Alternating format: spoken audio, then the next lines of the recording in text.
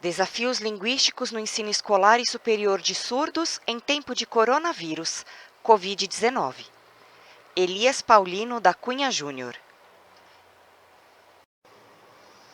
Olá, tudo bem? Meu sinal é esse, meu nome é Elias, e o propósito dessa apresentação é compreender os desafios linguísticos para a prática de ensino virtual neste momento de pandemia pelo Covid-19, compreendendo as questões de valorização em ambientes escolares, básicos e superiores, em esferas públicas e privadas, no processo linguístico de ensino-aprendizagem, utilizando a modalidade virtual. Vemos, em relação às demandas sociais e de aprendizagem nesse momento de ensino virtual, e devido às diversas dificuldades apresentadas e às disparidades, fizemos uma pesquisa, coletamos em diversas entrevistas depoimentos para legitimar essa produção crítica diante das contradições postas de um modelo educacional nas quais as demandas linguísticas virtuais dos surdos têm sofrido muito. Vemos, por exemplo, no contexto de uma escola municipal em São Paulo, um surdo que, ensinando em Libras, ele, no ensino fundamental 1, trabalha em salas separadas, a sala para surdos e ouvintes, enquanto no Fundamental 2, nesse processo, já no Fundamental 2, com a inclusão, existe a presença de intérpretes em sala de aula. Notamos que no ensino fundamental 1, esse surdo professor é uma referência positiva pelo sinalário e pela realidade cultural na formação de cada aluno surdo. E no Fundamental 2, o compartilhamento linguístico entre surdos e ouvintes é mediado por intérprete, em que há um professor ouvinte ali atuando, e esse surdo, ele não está exercendo a função de professor, mas sim de instrutor. Vemos também que pela comunicação do dia a dia, existe uma dicotomia, um problema que está aumentando a dificuldade no ensino do uso virtual e das práticas pedagógicas, uma vez que esses professores não foram preparados, não tiveram conhecimento prévio para trabalhar essas questões linguísticas, e muitos alunos não têm acesso pleno às plataformas digitais, dificultando a comunicação, compartilhamento linguístico, processo de ensino-aprendizagem acabam não tendo a valorização necessária. Então, esse é um problema sério, e vemos que, em muitos casos, a internet ela não consegue ser plenamente utilizada como deveria. Em outro momento, vimos também que o modelo ouvinte, ele apresenta diversas barreiras linguísticas, um entrave para o acesso à internet, e muitos alunos não têm como acessar. Então, como se dará esse compartilhamento linguístico e de conhecimento? Precisamos estudar e ver essas questões sociais para a melhoria futura da qualidade de ensino. Em escola particular que entrevistamos, foi apresentada a situação em que professores de diversas disciplinas em contexto bilíngue em ensino médio, ele ensina apenas em Libras, porém, há uma preocupação, porque esse professor, ele observa, e assim nós vimos que não há uma estrutura nessas escolas com relação à tecnologia, acesso às redes sociais, à internet, para que haja esse sistema, a liberdade para buscar esses conteúdos e oportunizar o processo de ensino-aprendizagem em Libras, tendo a segunda língua escrito português. Vimos que esses sinais atrelados às diferentes disciplinas, aos diferentes conteúdos, esse sinalário, ele precisa estar em consonância, utilizando-se materiais visuais, imagens, vídeos, essa relação didática em que muitos estão usando o Classroom do Google.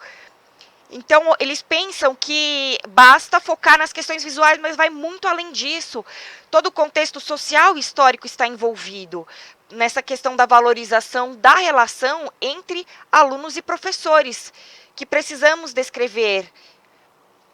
E essa é a nossa preocupação com a valorização dos conteúdos, no uso de imagens, de vídeos que são visuais, mas uma interessante pergunta que devemos refletir é como está se dando esse bilinguismo.